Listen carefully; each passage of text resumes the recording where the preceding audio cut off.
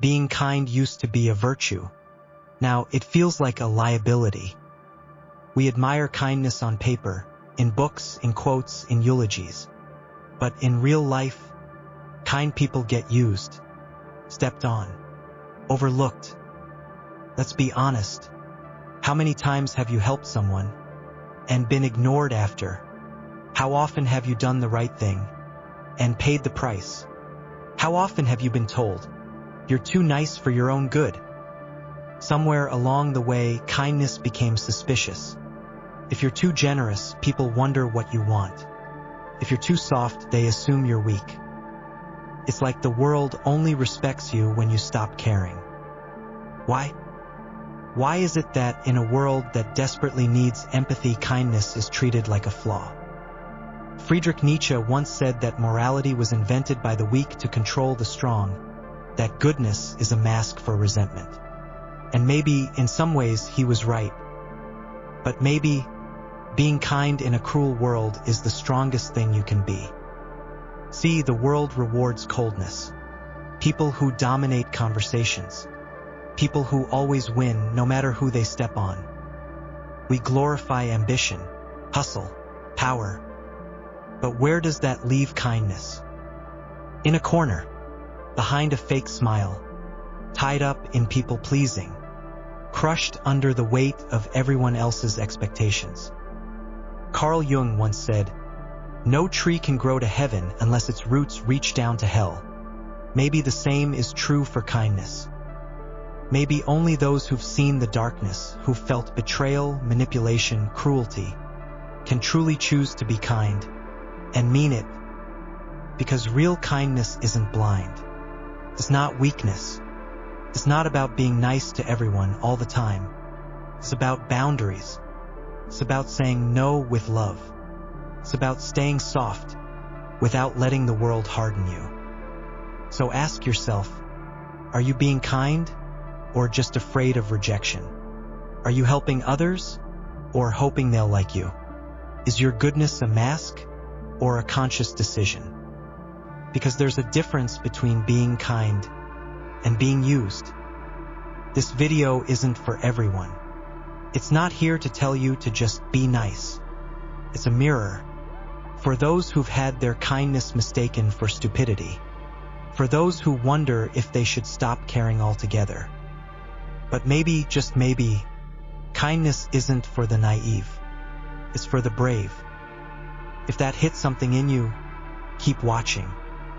But know this, only those truly ready to face themselves will make it to the end. Kindness didn't come out of nowhere. It wasn't invented by poets or parents. It wasn't created by religion or morality. It was carved into our biology long before we had language, long before we had laws. Humans are wired for connection. Without it, we wouldn't have survived. In fact, cooperation was never just nice. It was necessary.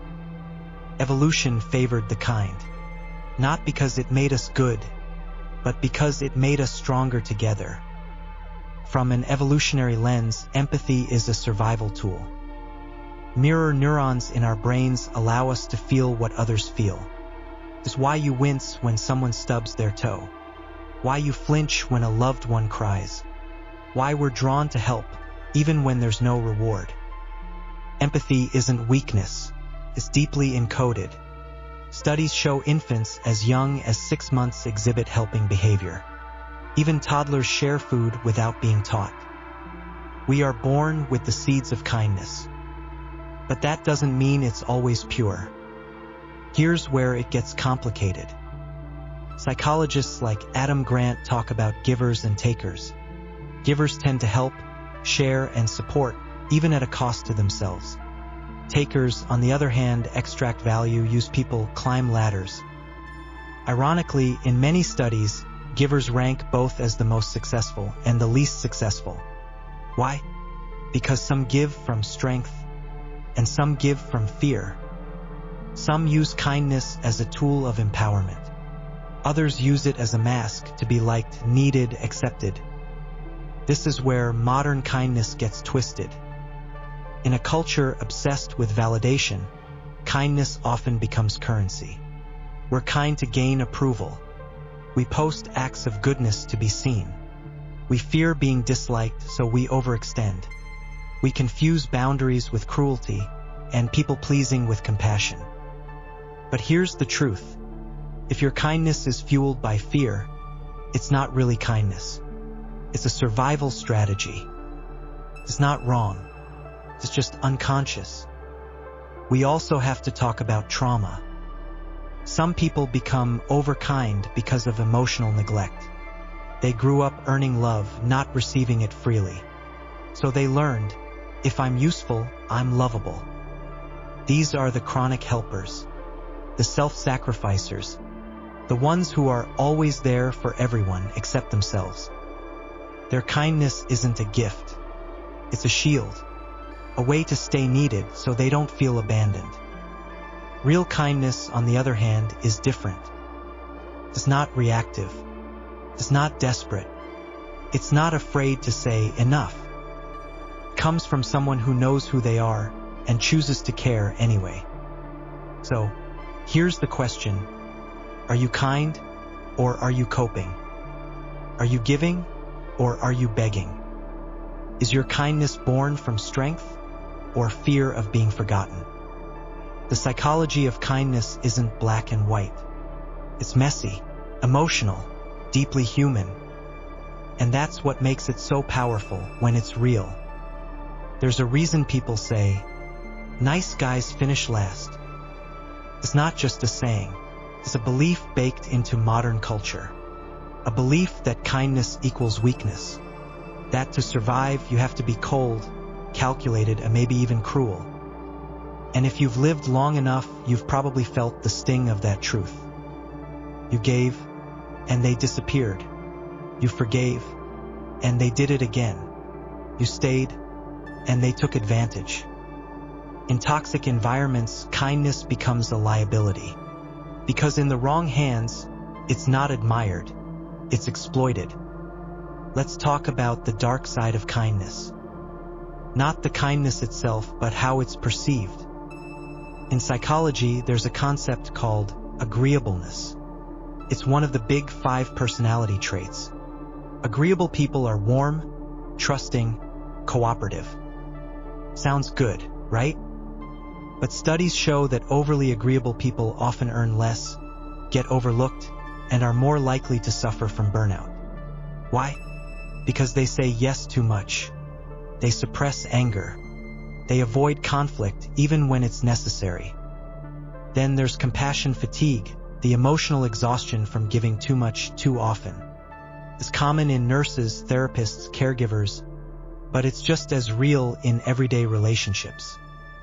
You care so deeply that you forget yourself. You give so much, you lose your center. Until one day you wake up tired, bitter, confused, wondering why no one is there for you the way you've been there for them. That's when resentment creeps in. That's when kindness turns into self-erasure. Now let's add cruelty to the mix.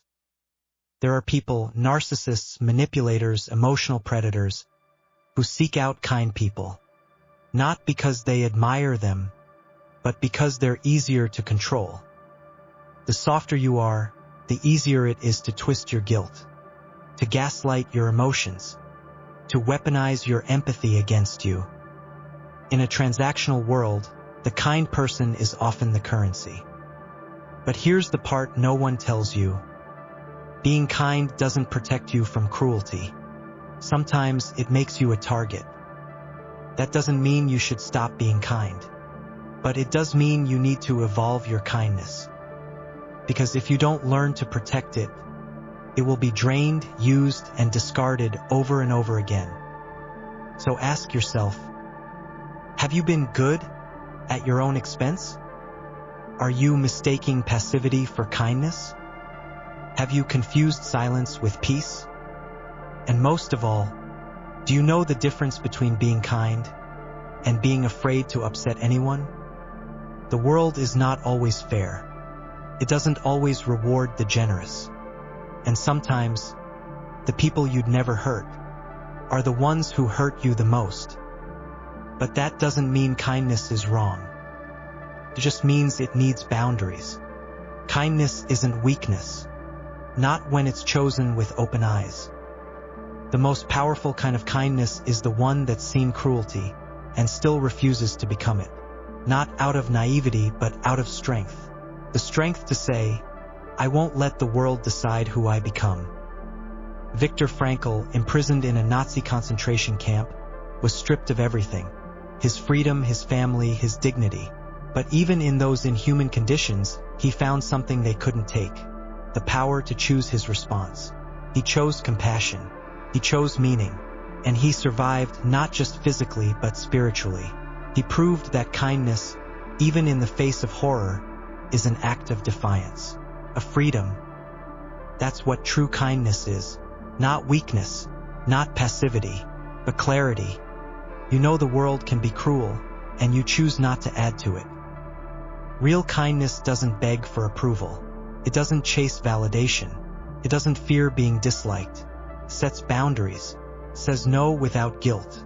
It walks away without needing to prove anything. It's the kind of kindness that whispers, I will not become what hurt me. There's a quiet power in those who help others without needing to be seen, who forgive not to excuse but to let go of the poison, who love not because they're desperate, but because they've learned it's the only thing worth giving. We often confuse kindness with obedience, with being nice, with pleasing everyone. But kindness isn't about pleasing. It's about presence. You don't have to say yes to everything. You don't have to let people use you. You don't have to shrink yourself to make others comfortable. You can be kind and still fierce, gentle and still unshakable. Some people are nice because they're scared, because they don't want conflict, because they think love must be earned. But others are kind because they're done pretending. They've already been broken and chose not to break anyone else. They've already been silent and decided their voice matters. They've already been used, and now they protect their peace like something sacred. This is strategic kindness. It's not a mask. It's not weakness dressed up as virtue. It's a conscious refusal to harden. It's the choice to remain human in a world that profits off emotional numbness.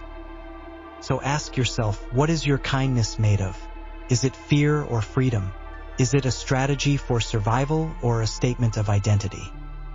Because the world doesn't need more agreeable people. It needs people who are kind because they've earned that softness through fire.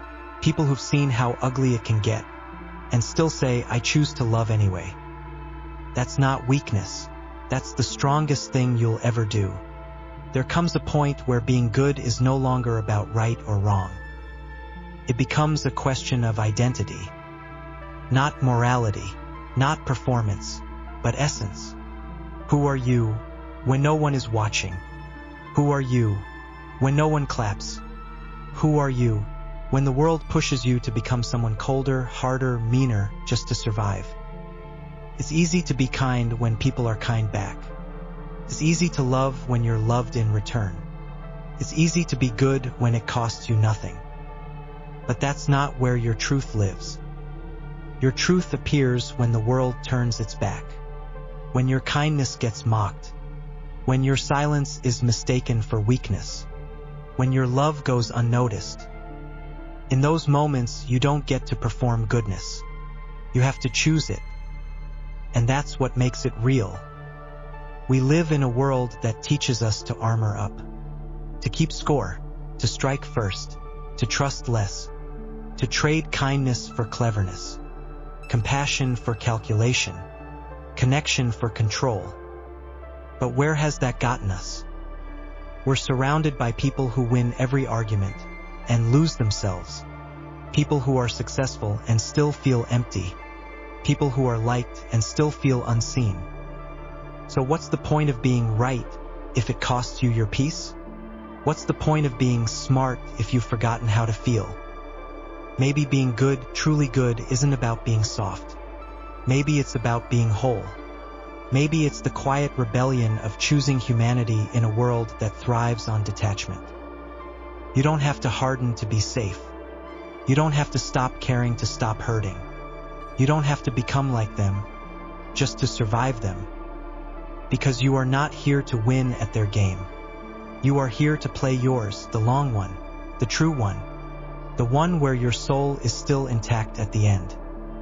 So now face yourself. Are you being good because you're afraid? Because you want to be liked? Because you don't know how to say no? Or are you choosing to be good because it's who you are, even when it hurts, even when it's not returned, even when it would be easier to stop? Only one of those leads to peace. So I leave you with this. Who are you choosing to be when the world is watching, and when it's not? Is your kindness a mask, or is it your strength? Are you living by fear, or by truth? What we explored today is just a fragment, a single thread in the vast tapestry of who you are. But if it made you pause, even for a second, then that silence was worth more than 1,000 scrolls. If you're still here, I see you, and I thank you. You're invited to continue, with a comment, a click, or even just a thought you carry into your evening. There are more videos waiting, deeper questions, harder truths. I'll be there. Like and subscribe only if it feels honest. I'm not here to chase numbers. I'm here to build conversations that matter. Until next time, stay curious, stay soft, stay unbreakable. That's where the real strength lives.